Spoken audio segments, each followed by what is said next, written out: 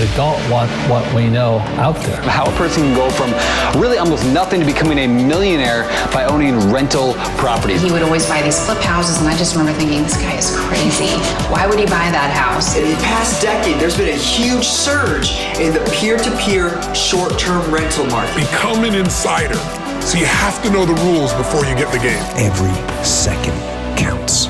So make every second count.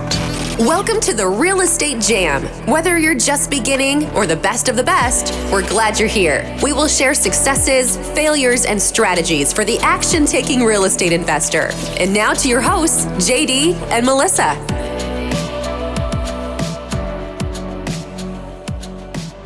Hi guys, welcome to the Real Estate Jam podcast. I'm JD with my wonderful co-host, Melissa. Happy Monday. Happy Monday. How are you? Good. Thank you. Busy. Super busy. So we had a lot of things go on this week. It's been super busy, picking up a lot more. Yeah, for sure. We've seen a lot of activity on Facebook, asking a lot of different questions. We picked out some of them. Some of them we've heard before. Some of them are brand new, but we wanted to kind of go over them and just kind of have a discussion. So I'll start out with asking you, Melissa, where do I find buyers for my deals? For my retail deals, investment deals, both. Yes. So I'll do me first, okay, and then we can do you. So where do I find buyers? I get that a lot from other agents. So I am of the belief I'm okay paying to play. A lot of people won't do that and they will only work off referral, but I don't know why you would not pay to play. So I get a lot from realtor.com and Bigger Pockets, Facebook. And then of course I get leads from Shorefront Investments. So I'll let you talk about your buyers. So don't be afraid to throw some money to get some good leads. Well, I think this is a good time to talk about, there's really three ways to get leads: that you either spend your time, spend your money, or have the knowledge to do it without time or money, which that's really difficult. Sure. And there's benefits to each. If you're starting out and you don't have a lot of money to use, then paying for some of these lead generation things may not make sense. But usually when you're young and you're first starting out, you have a lot more time. That is, unless you have a part-time job or a full-time job and you're trying to do it on night and weekends. And then it really just comes down to having to sacrifice. I think what we've always been a believer of is that if you find the right deal, there's going to be buyers out there. If you're in a good market, some markets may not have buyers, or you might need to be the buyers. But when you don't have a lot of buyers, usually you can get properties at a lower price. But hold on, I'm sorry, because they're really such different things between a retail buyer and an investment buyer. I mean, they're the same, but they're different too. Because you're trying to source a deal and find buyers, and I'm having buyers that I'm trying to find deals for. Right. I mean, and you do that both sides too, but I just want to make sure everybody understands the difference. I think one, whether it is a retail deal or an investment deal, if the property's good enough, it's going to get sold. So if you're listing, and we're looking for buyers, as long as the listing's priced in the right spot, we're going to find it. When you're a realtor and you're looking to bring in buyers who are buying off the MLS, it does change it, and it is a little bit different. But they still want, especially with us, where we work with other investors and not as many, residential home retail buyers. Our investors still want a good deal. So the hardest part for you isn't finding buyers; it's finding properties that make sense. Just like on the investment side. Right. But every time we found a property that, no kidding, made sense, you had 15 buyers ready to pick it up. Now, on the investment side, it's a little trickier because you're looking for people who are cash buyers. That's ideally what you want, or somebody who understands hard money. And there's a lot of different ways that we do that. Number one, we scrape Facebook posts. We're a part of all the groups. We run our own meetup. We network. And I think the majority of our qualified buyers either were from our network to begin with, people that we had relationships with, or we found them through social media, Craigslist, word of mouth. And I think, there's ways you can go and pull cash buyers from PropStream. There's 100 videos on YouTube on how to figure that out. You can do that and you can mail them. But if you think of finding buyers the same way you think of finding properties, all you're doing is marketing your service to the client that you want to engage with. So you pull a list, you do 5,000 cold calls, you get one deal. You pull a list of cash buyers, you make 500 phone calls, you're going to have, 10 or 15 buyers probably if you're, searching for cash buyers in your area. The biggest trick that we do is we track all of our all the other wholesalers, all the other distressed properties. If I'm tracking a property as a lead and it goes under contract to an LLC or to somebody and I see it's being flipped, then I will go find out who bought that, because that's somebody who may buy from us in the future. But I think on both sides, finding buyers and finding sellers, the number one thing is make sure people know what you're doing, because there are people out there looking for properties. So if you're an agent and nobody knows you're an agent, you're never going to find any buyers. And if you're a wholesaler or an investor and nobody knows that you have deals to sell, you're never going to find a buyer. So making sure that you share with others what you're I think doing. everybody knows what we do. They do now. Yeah. And what I was thinking when you were saying that is, like, you should do a call. Like a call. What do you mean a call? Like a call that you do, and just aside from the buyer's part, but just that coincides with that is, like, do a call live. Like, you want me to call somebody right now? No, not right now. I just meant on another thing. I think that would be really good, right? We can do, we could do on the investor side and on the agent side. Yeah, that would be great. I think that would be really fun. Show what the call is actually like. Some of them get long and drawn out, because I'm such a long-winded guy. Really long. They're usually an hour. About an hour, yeah. Sometimes on the investment side, if it's a good deal or a good conversation, it can get wrapped up quicker than that. But yeah, that's a great idea. Let's put that on the list. Yeah, I want to do that. That would be fun. Okay, so the answer is pay for leads, pay for leads to get buyers, or spend the time to get the buyers. There's a couple of things you can do. Cold calling, direct mail. You're just changing the widget that you're looking for. Now you're looking for buyers instead of sellers. It's really that simple. Maintain a good reputation and be smart on the product that you're selling, whether that's solutions to a homeowner as a seller or individual market knowledge for the buyers. Good word. Well, thank you. Okay, I'm going to ask you this, Melissa. What is a respectable amount for a wholesale deal? How much do you think you should get for a wholesale deal? As much as possible. That's exactly what my answer is too. Yeah, absolutely. But we hear those kind of things a lot. What's a respectable amount for a wholesale deal? Well, what is your time worth? Yeah, what is but your effort? even if you go back to that, people who have that issue with, oh, you're making so much money.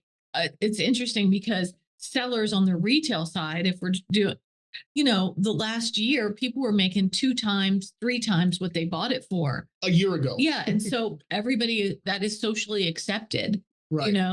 As you're good at what you do. But on the other side of the investment side, people freak out if you make anything over a couple $1,000s, which is just crazy to me. I think a lot of that comes because most people, they don't see, because they've never been a part of one of these transactions.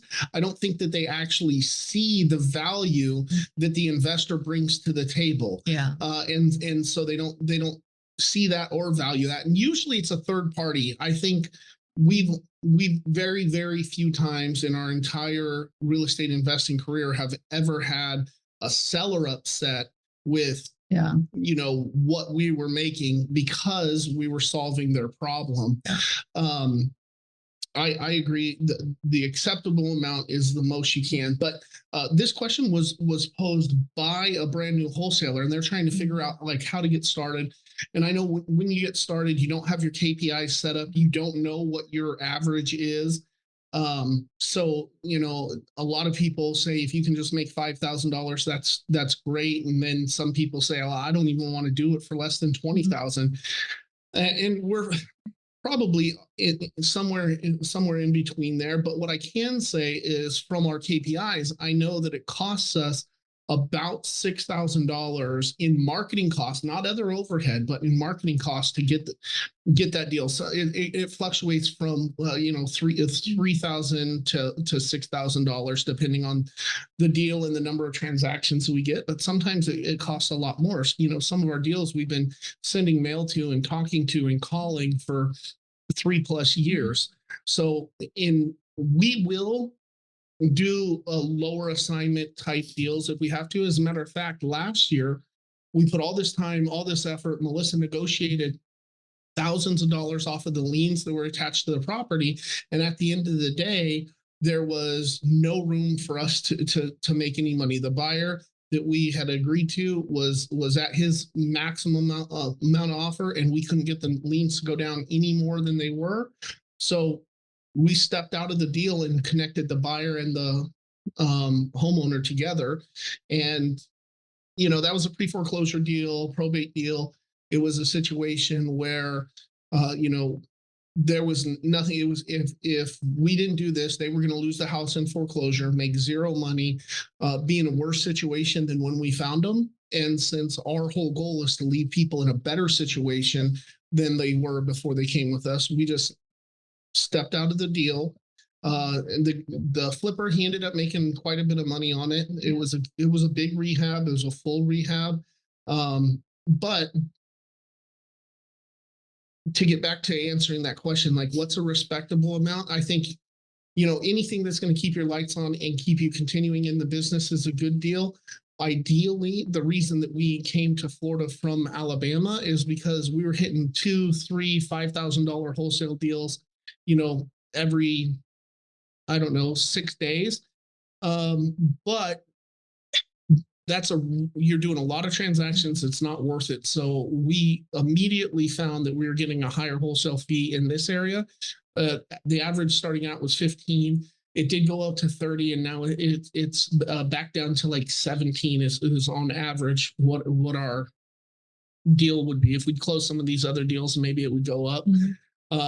But you want to have enough in there to account for the problems that occur in your deal. So we are always shooting for that 20,000, and then usually it goes, problems. There's title problems. There's taxes that need to be paid off last minute. All kinds of stuff like that happens through the course of the deal that reduces that profit. But if you were making your offer based off of a $3,000 profit, a lot of those deals would fall out. Yeah. I don't know. I guess if we were more comfortable with less profit, we'd probably have more deals. So maybe that's something that we should look into. But respectable amount, $5,000. If it's your first wholesale deal and you make $1, you're doing something good. For sure. Okay. What's the next question? All right. Okay, Melissa, this one's really going to be more for you.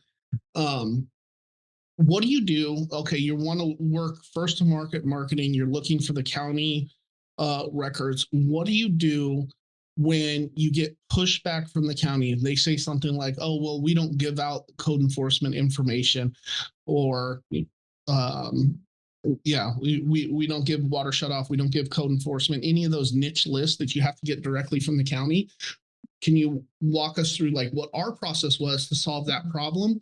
And it's going to be different in every county, but since you were the stud that tackled that for us. I have not had it happen, but like one time. And it's just, they have to do it. You just have to pay. Are you talking about something specific that I'm not remembering? Sorry. Well, I'm talking about the very first time that we emailed the county and said, hey, can we have your demolition and code enforcement? Oh, They said, oh, no, we don't have that. And then what did we have to do? yeah, you just have to refine. Sorry, is that what you're asking me? Yeah. Yeah, you have to niche that all the way down and say, like, using that case as an example, we want all of the enforcement issues that happened from October 2018 to October 2019. Mm-hmm. And then I also added in, we are here trying to help, people, homeowners that have been affected by the hurricane. And this is why we're asking for that information. And then call these people, call the city secretary, call whoever that point of contact is for your Freedom of Information Act, and they'll help you. You just, most of the time it's not an issue. Once in a while it is. Yeah. And usually it's a minimum wage employee that's putting up the roadblock because they don't know, they don't want to feel they dumb. have to give it. They're in a position of authority. So really it takes a little bit of a can't take no for an answer kind of mentality. And I think when we were first doing it, you had to elevate it to supervisor, to the supervisor, to the supervisor. And then they said, oh, all you have to do is fill out this request and pay 15 cents per page or something like that. And we've been working those lists ever since and gotten some really good deals on them. Really good. That's for our counties or our set of counties that we use. Now, one of our virtual assistants just sends an email, and then a couple days later, they get an email back with all of this stuff in a format that's appropriate. Now, for somebody who was in a county that didn't have such a robust like online records and didn't have that kind of stuff, what would you tell them to do? Just do that. The problem with those counties is that their format is usually whack. And so you'll have to spend time on the back end of, once you get it from them, putting it in a format that you can use. That's one of the big problems. But you just got to move up the chain. You're going to get it. Just don't take no for an answer and continue to push to get it. And it really helps if you know what you're talking about.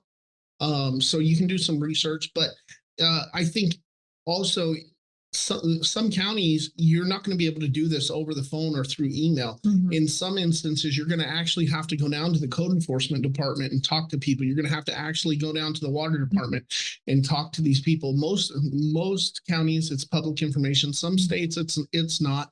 And there are other ways to figure that out. But you just got to remember, the harder it is and the more pushback that you get, really the better it is, because it's going to be good info because nobody's going to have it before you. Right. And that's the biggest part. The problem is once they figure out how to do it for you, then they can figure out how to do it for everybody else. Some of our friends, when it comes to probate, there is no probate information online whatsoever. They literally have to go in and flip through the paper files to find it. And they're not allowed to take a recording device. They're not allowed to take pictures. They're not allowed to photocopy it. They have to go in there with a yellow pad and paper and write those down. But those guys that are doing that every week are getting that information probably 10 times faster than anybody else in the country, because they're the only ones going down there and doing it. And that's really where you're going to get the best deals, coming from little competition. And you're the first one that contacts them. You're the one that's going to be able to help them out. Yeah, for sure. Awesome. Those are hitting payday on those. So that's all the questions that I had. If you guys have any specific questions, feel free to reach out to us on social media or if you need help, putting together your Freedom of Information letter, email, whatever, I'll be happy to help with that as well. You can send kind of the template that we have our VAs using to get that information. Just reach out and let us know. And maybe next week or the week after, because I think we have a guest next week. We do. JD will do a call. Yeah. And then we'll get Melissa to do a call as well. No. All right, guys. Well, thank you. Remember to share the podcast and give us a good review. Bye. Have a good week. Thank you for listening to the Real Estate Jam. We hope you enjoyed today's episode. For more information, check out our website, therealestatejam.com, or find us on Instagram, Facebook, and Twitter at The Real Estate Jam. If you have any questions, feel free to drop us an email at therealestatejam@gmail.com. See you next episode.